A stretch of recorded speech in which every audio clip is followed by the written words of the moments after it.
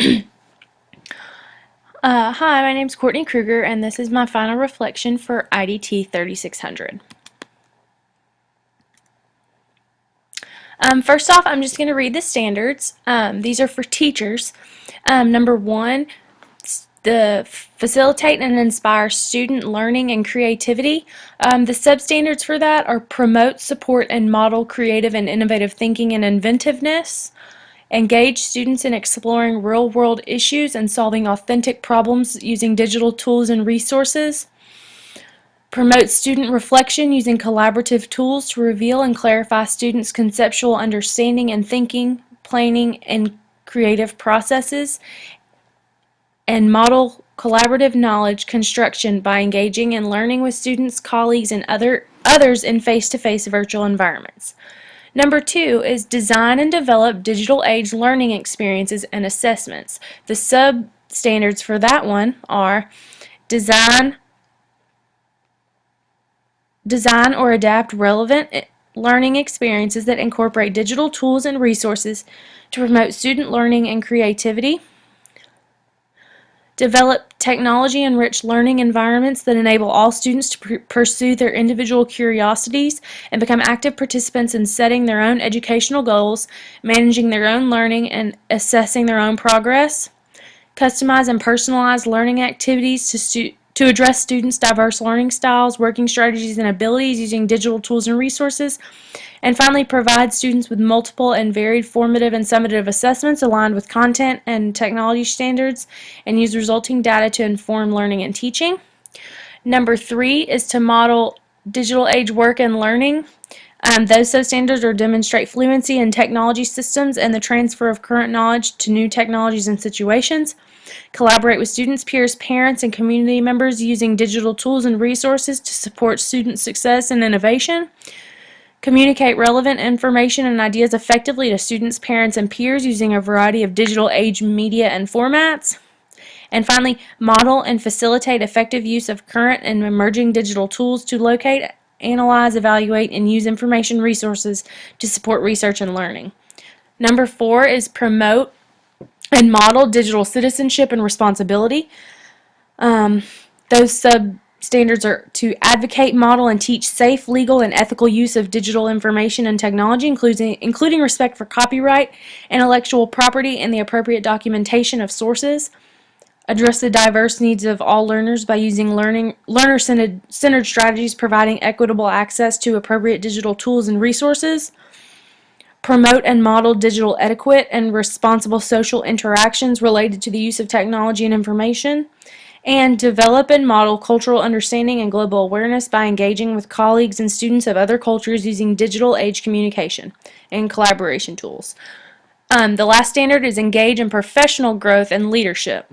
The substandards for this one are participate in local and global learning communities to explore creative applications of technology to improve student learning. Exhibit leadership by demonstrating a vision of technology infusion, participating in shared decision-making and community building, and developing the leadership and technology skills of others. Evaluate and reflect on current research and professional practice on a regular basis to make effective use of existing and emerging digital tools and resources in support of student learning. And finally, contribute to the effectiveness, vitality, and self-renewal of the teaching profession and of their school and community. These standards have been used throughout the semester in most, if not all, of the assignments and projects I have completed. The standards coincide with the academic standards that are being presented. Overview. This presentation covers the 5 net standards and how I've used them throughout this semester. Although all of the subtopics don't apply to the work I've done, I attempted to address them as well as possible.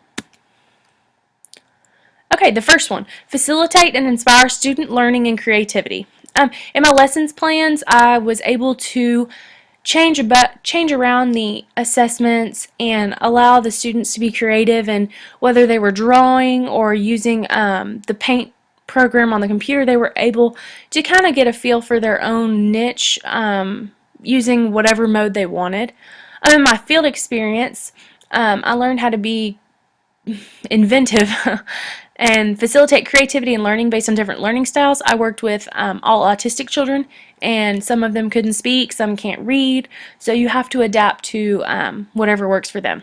And also, for real world issues, I think that the spreadsheets are great for students to use, and it's awesome that I know how to use them because I can use them for attendance, grades, and I can teach the kids how to record their grades so they are responsible for keeping up with it. Okay, design and develop digital age learning experiences and assessments. This class totally prepared me when it came to using technology to improve my teaching environment. I'm way more knowledgeable now about different applications and different websites that I can use, and it really helped me a lot to prepare myself to teach in a way that brings in new age technologies. I learned how to make a web quest, which was awesome. I actually used it in my field experience for IDT. I think it's such a great activity because it's so personal. You can personalize it for anything, and I think any teacher can transform a lesson and just quickly have their kids on the computer and have the kids having fun. And also learn how to incorporate the technology in a way that the students aren't completely distracted from what they're really learning. You want the students to know that they're having fun and they're engaged in what they're doing, but you don't want them to forget that they are learning something and that they are doing educational work. Promote and model digital citizenship and responsibility. So many strategies were pointed out by my classmates on the internet discussion forum. Several of them said, putting proxies on the servers to where the students can't even pull up inappropriate sites. Some of them stated that it would be great to have a precursor meeting about it. Another thing that I found was the lecture captures. That really helped me because I know I can use that to show my students how to access the internet. I can outline and literally walk them through, this is what you click on, this is where you should be, and I can have that for each of my lessons to coincide with whatever activity we're doing on the internet so that they have no reason to get lost, and if they follow the directions correctly, they'll make it to the exact place they need to be. And then finally, in my field experience, one of the students struggled clicking the mouse with one finger. He would always use two fingers instead of one.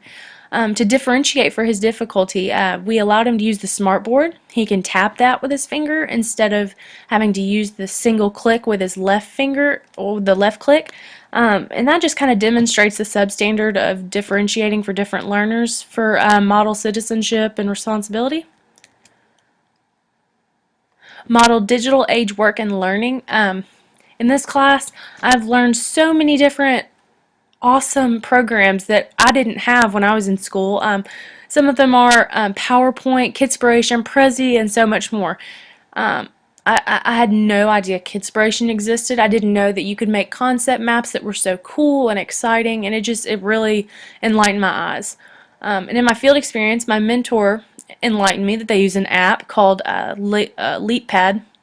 It allows the parents of the students to keep up with what their students doing all day.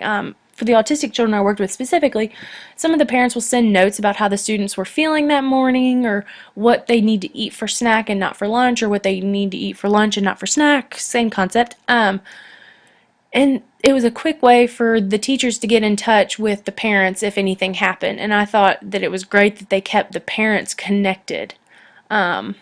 Another useful tool that I learned about in this IDT class, we had to research kind of modern ways of technology.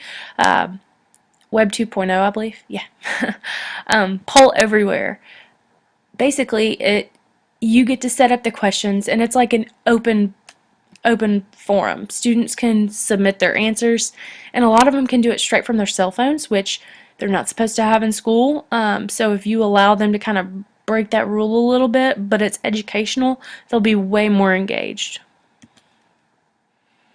Okay, engage in professional growth and leadership. In my field experience, I was able to promote the use of different online platforms. These teachers, they're fairly new, and they weren't sure with what level their autistic children could work on, and they had been using the same 3 websites for videos, games, everything, and I kind of said, what's it gonna hurt? Let's try out FunBrain and Nussbaums and even WebQuest. We searched WebQuest. and they actually found a couple that they could use. It was really good because not only did I use the knowledge that I was taught to help them, it helped the kids too because they're not going to be as bored as they used to be going through the same thing over and over again. It gives them a little bit of change of pace, and it brings some excitement to learning. And lastly, using all of the formats that this class taught with spreadsheet, tables, all kinds of stuff, like that will just be the easiest way for me to format resumes and do different styling. And like even something like this, I had no idea that this was possible. And all the tutorial videos that have been given this year, they just really seem to help overall grasp the concept of how to use technology and how to use it effectively in your classroom. Everything that I've learned this semester is going to be so vital to teaching, and I am thankful that I was given the opportunity to learn all of this awesome knowledge. Thank you so much.